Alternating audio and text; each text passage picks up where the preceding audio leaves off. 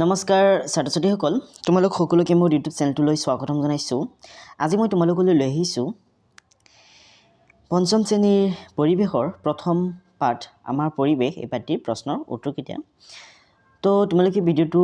আৰম্ভণিৰ পৰা একেবাৰে শেষলৈকে চাই থাকিবা আৰু ভিডিঅ'টো ভাল লাগিলে ভিডিঅ'টোত এটা লাইক কৰি দিবা। তোমালোকৰ অনুশীলনীৰ প্ৰথম কুৱেশ্যনটো হৈছে যে পৰিৱেশৰ জৈৱিক উপাদানকেইটাৰ নাম কি কি। নেক্সট কুৱেশ্যনটো হৈছে যে পেঙ্গুইন চৰাইৰ গাৰ গঠন কেনেকুৱা। তাৰপিছৰ কুৱেশ্যনটো হৈছে যে জলাহ অঞ্চল কাক বোলে। তাৰপিছৰ কুৱেশ্যনটো হৈছে যে পৰিৱেশৰ অজৈৱিক উপাদানসমূহ কি কি।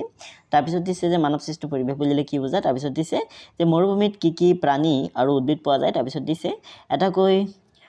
উদাহৰণ দিবলৈ দিছে, মানে মৰুভূমিত কি কি প্ৰাণী আৰু উদ্ভিদ পোৱা যায় তাৰ এটা উদাহৰণ দিবলৈ দিছে। নেক্সট যে পৰিৱেশত পোহৰৰ ভূমিকা কি। তো ছাত্ৰ-ছাত্ৰীসকল বলা আমি 1 নম্বৰ পৰা আৰম্ভ কৰি একেবাৰে শেষলৈকে যিমানকেইটা কুৱেশ্যন আছে 5 নম্বৰলৈকে গোটেইকেইটা কুৱেশ্যন আনসাৰ আলোচনা কৰোঁ। তো চোৱা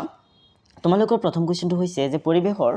জৈৱিক উপাদানকেইটাৰ নাম কি কি। পৰিৱেশৰ জৈৱিক উপাদান মানে কি, যিবিলাক জীৱ হয়, ঠিক আছে, যিবিলাকৰ মানে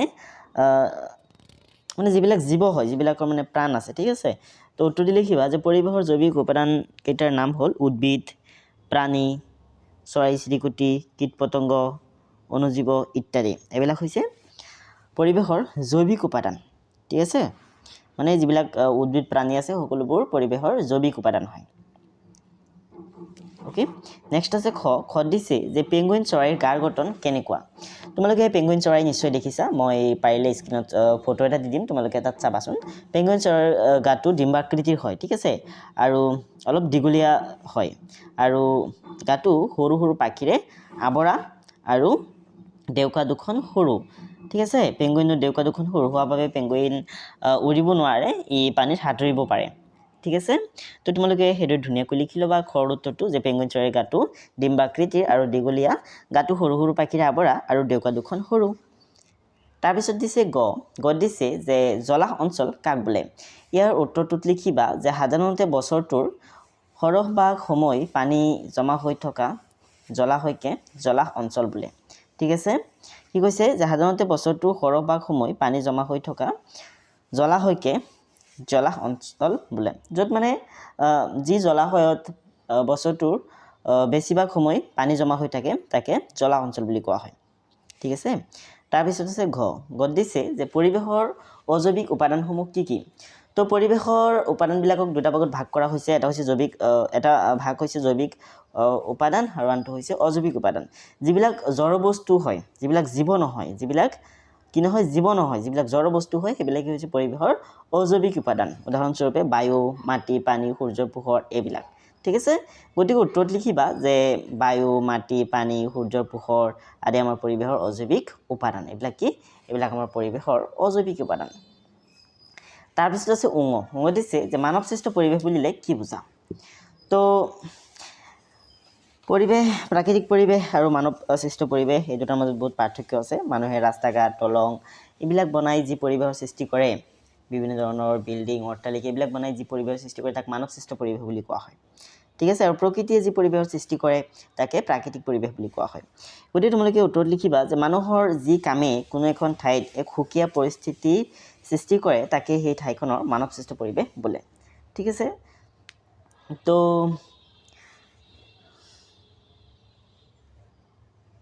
তাৰপিছত প্ৰথমছত দিছে যে মৰুভূমিত কি কি প্ৰাণী আৰু উদ্ভিদ পোৱা যায় এটাকৈ উদাহৰণ দিয়া। তো মৰুভূমিত কি কি প্ৰাণী আৰু উদ্ভিদ পোৱা যায় তাৰ এটাকৈ উদাহৰণ দিবলৈ দিছে তোমালোকক। তো তোমালোকে নিশ্চয় জানা যে মৰুভূমিত প্ৰচুৰ গৰম আৰু তাত পানীৰ বৰ অভাৱ, সেইকাৰণে মৰুভূমিত সকলো ধৰণৰ প্ৰাণী ছাৰ্ভাইভ কৰিব নোৱাৰে, সকলো ধৰণৰ প্ৰাণী জীয়াই থাকিব নোৱাৰে। তাত উট জীয়াই থাকিব পাৰে, ঠিক আছে, কাৰণ উট কম পানীতো জীয়াই থাকিব পাৰে আৰু উটৰ গাটো মাটিৰ পৰা বহুত ওপৰত হয়, হয়নে, সেইকাৰণে সিমান তাপো নালাগে। অ'কে, আৰু কোন ধৰণৰ উদ্ভিদ হয়, কেকটাছ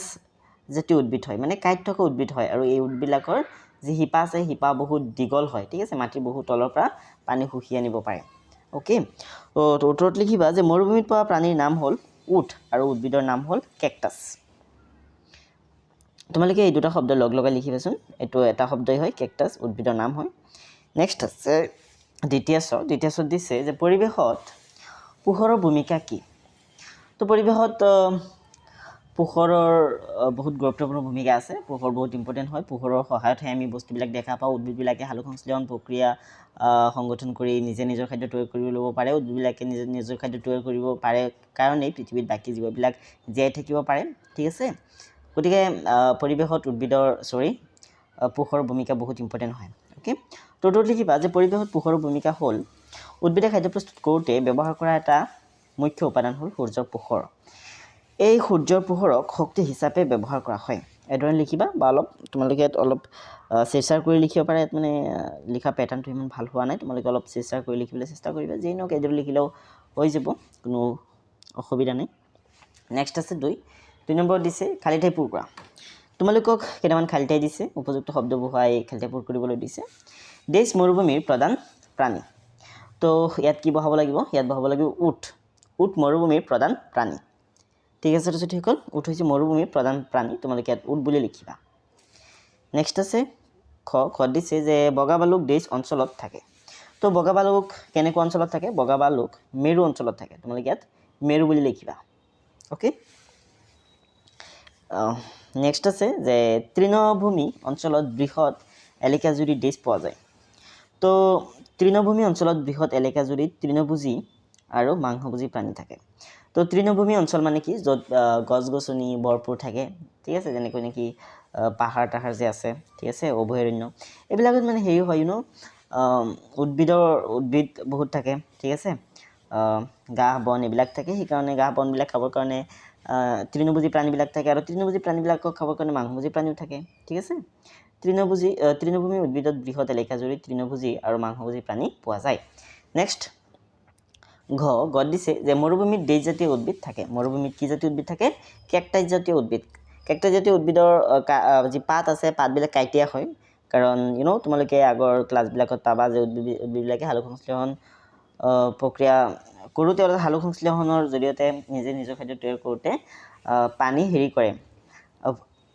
পানী বাহিৰলৈ এৰি দিয়ে ঠিক আছে যাৰ কাৰণে মৰুভূমিত থকা উদ্ভিদবিলাকৰ মানে পানীৰ অভাৱ হৈ যায় সেইকাৰণে মৰুভূমিত থকা উদ্ভিদবিলাকৰ যি পাত আছে এইবিলাক কাইটলৈ ৰূপান্তৰিত হৈ যায় ঠিক আছে তো তোমালোকে উত্তৰত লিখিবা যে মৰুভূমিত কেকটাছ জাতীয় উদ্ভিদ হয় নেক্সট আছে উঙত আছে যে পোহৰ পৰিৱেশৰ এটা দেশ উপাদান পোহৰ হৈছে পৰিৱেশৰ এটা অজৈৱিক উপাদান কাৰণ পোহৰ জীৱ নহয় ঠিক আছে ই জড় বস্তু হয় বুজিছা সো পোহৰ হৈছে পৰিৱেশৰ অজৈৱিক উপাদান তাৰপিছত দিছে তিনি দিছে যে তলৰ উক্তিসমূহ শুদ্ধ কৰি লিখা তো ইয়াত কেইটামান উক্তি দিছে কেইটামান ষ্টেটমেণ্ট দিছে ইয়াত মানে এইবিলাক মাল্টিপল চইচ কুৱেশ্যনৰ নিচিনা যিহেতু 3টা অপশ্যন আছে তো শুদ্ধটো বাছি উলিয়াই লিখিব লাগিব মানে ঠিক আছে তো চোৱা বগা বালুক হৰিণা জেব্ৰা মেৰু অঞ্চলৰ প্ৰাণী তো মেৰু অঞ্চলত বগা বালুক থাকে হয়নে ইহঁতৰ গাবিলাক নোমেৰা বৰা থাকে সেইকাৰণে মেৰু অঞ্চলত তোমালোকে জানাই ন বৰফ চৰফ থাকে বহুত ঠাণ্ডা থাকে ঠিক আছে পৃথিৱীৰ ফুল হয় মেৰু অঞ্চল ঠিক আছে তাত বহুত ঠাণ্ডা থাকে সেইকাৰণে তাত হৰিণা জেব্ৰা এইবিলাক প্ৰাণী জীয়াই থাকিব নোৱাৰিব তাত বগা বালুকৰ নিচিনা প্ৰাণীবিলাক জীয়াই থাকিব পাৰে কাৰণ বগা বালুকৰ যি মানে আউটাৰ ছাইড আছে বাহিৰৰ আৱৰণ সেইটোত মানে কম্বলৰ নিচিনা নোম থাকে তোমালোকে নিশ্চয় দেখিছা ন যদি দেখা নাই তেনেহ'লে ইউটিউবত চাৰ্চ কৰিবা চাৰ্চ কৰিলে দেখিবলৈ পাবা তো লিখিবা যে বগা বালুক মেৰু অঞ্চলৰ প্ৰাণী ঠিক আছে এইটো শুদ্ধ হ'ব বগা বালুক মানে নেক্সট আছে চিল বলগা হৰিণ ইয়াকৰ দীঘল আৰু শাখা প্ৰশাখযুক্ত শিং থাকে তো তোমালোকে ইউটিউবত চাৰ্চ কৰি চাবা যে বলগা হৰিণ বুলি চাৰ্চ কৰি দিবা তেতিয়া তোমালোকে বলগা হৰিণ দেখিবলৈ পাবা আৰু দেখিবা যে বলগা হৰিণৰ শাখা প্ৰশাখাযুক্ত শিং থাকে ঠিক আছে গতিকে উত্তৰত লিখিবা যে বলগা হৰিণৰ শাখা প্ৰশাখাযুক্ত শিং থাকে বুজিছা নেক্সট গত দিছে যে জিৰাফ অব্লিক সিংহ অব্লিক বাঘ এবিধ তৃণভোজী প্ৰাণী জিৰাফ হ'ব হয়নে বাঘ সিংহ এইবিলাক মাংসভোজী প্ৰাণী হয় কাৰণ ইহঁতে মাংস খায় হয়নে গতিকে ইয়াত কি বহিব জিৰাফ এবিধ তৃণভোজী প্ৰাণী নেক্সট আছে 4 দিছে যে চমুটোকা লিখা জলাহভূমি অনুজীৱ প্ৰাণী আৰু বায়ু তো জলাহভূমি অনুজীৱ প্ৰাণী আৰু বায়ু এইকেইটাক লৈ অনুজীৱ তোমালোকক হেৰি কৰিবলৈ দিছে চমুটোকা লিখিবলৈ দিছে তো ক'ত আছে জলাহভূমি তো তোমালোকে কি কৰিব লাগিব উত্তৰ দি জলাভূমিৰ বিষয়ে কেইহাৰিমান বাক্য লিখি দিলেই হ'ল তো সাধাৰণতে সাময়িকভাৱে বা স্থায়ীভাৱে জলমগ্ন হৈ থকা মাটিবাগেই হ'ল জলাভূমি বা আৰ্দ্ৰভূমি হৈছে প্ৰাকৃতিক পৰিৱেশৰ এক উত্তম উদাহৰণ কিয়নো প্ৰাণী আৰু মাটি এই দুই প্ৰধান উপাদানেৰে ইয়াৰ পৰিৱেশ গঢ় লৈ উঠে খাদ্যৰ বাবে জলাভূমিৰ প্ৰাণীবোৰে পৰস্পৰৰ ওপৰত নিৰ্ভৰ কৰে ঠিক আছে জলাভূমি য'ত মানে বেছিভাগ সময় পানী থাকে য'ত পানী থাকিব তাত মাছ থাকিব আৰু বিভিন্ন ধৰণৰ জলজ উদ্ভিদ থাকিব হয়নে তো জলত থকা প্ৰাণীবিলাকে তাতেই উৎপন্ন হোৱা খাদ্যবিলাক খায় মাছে ঘাঁহ বনবিলাক খায় সৰু প্ৰাণীবিলাকক খায় তো তেনেকৈ মানে সিহঁতে মানে নেচাৰেলি গ্ৰ' কৰি থাকে জীৱিত থাকে তাত মানে মানৱ সৃষ্ট কোনো ধৰণৰ বস্তু দৰকাৰ নহয় আৰু এইটোৱে হৈছে মানে এইটো এটা মানে প্ৰাকৃতিক পৰিৱেশৰ এটা ধুনীয়া উদাহৰণ বুলি কৈছে নেক্সট আছে কত দিছে অনুজীৱ তো অনুজীৱৰ বিষয়ে লিখিব লাগে কেইহাৰিমান বাক্য তো এইটো লিখিবা যে বেক্টেৰিয়া ভাইৰাছ আদি জীৱ ইমানেই ক্ষুদ্ৰ যে খালি চকুৰে ইহঁতক দেখা পোৱা নাযায় এইবোৰক অনুবীক্ষণ যন্ত্ৰৰ সহায়তহে দেখা যায় সেয়েহে ইহঁতক অনুজীৱ বোলে অনুজীৱ মিন্স যিবিলাক মানে আমি খালি চকুৰে দেখা নাপাওঁ অতি ক্ষুদ্ৰ জীৱ ঠিক আছে মাইক্ৰস্কোপৰ সহায়ত যিবিলাকক দেখা যায় সেইবিলাকক অনুজীৱ বুলি কোৱা হয় ঠিক আছে এইবিলাক জীৱ জড় বস্তু নহয় ঠিক আছে এইকাৰণে জীৱ নামটো আহিছে আৰু যেহেতু অনুবীক্ষণ যন্ত্ৰৰ সহায়ত আমি এইবিলাকক দেখো সেইকাৰণে এইবিলাকক অনুজীৱ বুলি কৈছে ঠিক আছে ইংলিছত মাইক্ৰ অৰ্গেনিজম নেক্সট আছে পানী বিষয়ে তোমালোকে এইটো নিশ্চয় জানা যে পানী বা জলবাগ হ'ল পৰিৱেশৰ এবিধ অতি প্ৰয়োজনীয় অজৈৱিক উপাদান পানীক অজৈৱিক উপাদানৰ শাৰীত ৰখা হয় কাৰণ পানী জীৱ নহয় নেক্সট লিখিবা যে পৃথিৱীৰ মুঠ পানীৰ বেছিভাগেই হৈছে সাগৰ আৰু মহাসাগৰৰ পানী খোৱাৰ উপযোগী নহয় বুলিও তোমালোকে জানা কাৰণ সাগৰ মহাসাগৰৰ পানী লুণীয়া হয় ইয়াৰ উপৰি বৰষুণ হ্ৰদ খাল বিল পুখুৰী নদী জান জুৰি ভূগৰ্ভৰ পানী আদি হ'ল পানীৰ একোটা উৎস এইবিলাক পানীৰ একোটা উৎস নেক্সট আছে ঘ দিছে বায়ু তো বায়ুৰ বিষয়ে লিখিব লাগে তো তোমালোকে এইদৰে লিখিবা যে আমাৰ চাৰিওফাল বায়ুৱে আৱৰি আছে বায়ু থকাৰ বাবে আমাৰ পৃথিৱীখন উদ্ভিদ প্ৰাণী আৰু মানুহৰ বসবাসৰ উপযোগী হৈছে সেয়েহে বায়ু হ'ল পৰিৱেশৰ এটা গুৰুত্বপূৰ্ণ উপাদান বায়ু কেইবাবিধো গেছৰ সমষ্টি বায়ুত নাইট্ৰজেন অক্সিজেন কাৰ্বন ডাই অক্সাইড থকাৰ উপৰি জলীয় বাষ্প আৰু আন গেছ কম পৰিমাণে থাকে ঠিক আছে তো বায়ুৰ বিষয়ে লিখিবা বায়ু এবিধ গেছীয় মিশ্ৰণ য'ত বিভিন্ন ধৰণৰ গেছ থাকে জলীয় বাষ্প থাকে ধূলিকণা এইবিলাক বিভিন্ন ধৰণৰ বেলেগ বস্তু মিহলি হৈ থাকে বায়ু থকাৰ বাবে আমি জীৱিত আছোঁ কাৰণ বায়ুৰ পৰা আমি অক্সিজেন লৈ জীয়াই থাকোঁ উদ্ভিদবিলাকে কাৰ্বন ডাই অক্সাইড গেছ লৈ জীয়াই থাকে ঠিক আছে তেনেকৈ বায়ু আমাৰ কাৰণে বহুত ইম্পৰ্টেণ্ট হয় এতিয়া আমি গোটেইকেইটা প্ৰশ্ন উত্তৰ অলমষ্ট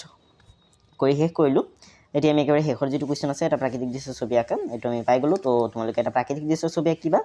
তো প্ৰাকৃতিক দৃশ্য কেইটামানৰ ছবি তোমালোকৰ কাৰণে মই আঁকি আনিছোঁ তোমালোকে এইটো এটা প্ৰাকৃতিক দৃশ্য ছবি আঁকিব পাৰা য'ত উদ্ভিদ আছে পাহাৰ আছে পাহাৰৰ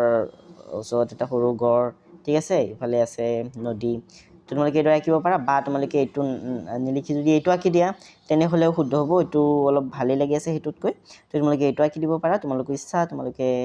এইটো আঁকিব পাৰা বা এইটো আঁকিব পাৰা তোমালোকে ঠিক আছে এই দুটা হৈছে নাৰিকল গছ ঠিক আছে এইবিলাক বেলেগ গছ হয় তোমালোকে এইবিলাক গ্ৰীণ কালাৰ কৰিবলৈ চেষ্টা কৰিবা গছবিলাক গ্ৰীণ কালাৰ কৰিবা এইটো এটা হাকু হয় ঠিক আছে তো সৈতে তোমালোকে প্ৰাকৃতিক দৃশ্য আঁকিবা চ' ষ্টুডেণ্টছ ভিডিঅ'টো চাই কেনে লাগিল তোমালোকে মোক কমেণ্ট কৰি জনাবা নেক্সট ভিডিঅ' চাবৰ কাৰণে তোমালোক প্লেলিষ্টত যাব পাৰা প্লেলিষ্টত ধুনীয়াকৈ ভিডিঅ'বিলাক সজাই থোৱা আছে ক্লাছ 5ৰ গোটেইকেইটা চেপ্টাৰৰ গোটেইকেইটা ছাবজেক্টৰ গোটেইকেইটা চেপ্টাৰৰ ভিডিঅ' বনাই সজাই থোৱা আছে তোমালোকে প্লেলিষ্টলৈ যাবা প্লেলিষ্টত গৈ ধুনীয়াকৈ ভিডিঅ'বিলাক চাবা তো আজি ভিডিঅ'টো ইমানে আছিলে আজি ভিডিঅ'টো চোৱাৰ বাবে ধন্যবাদ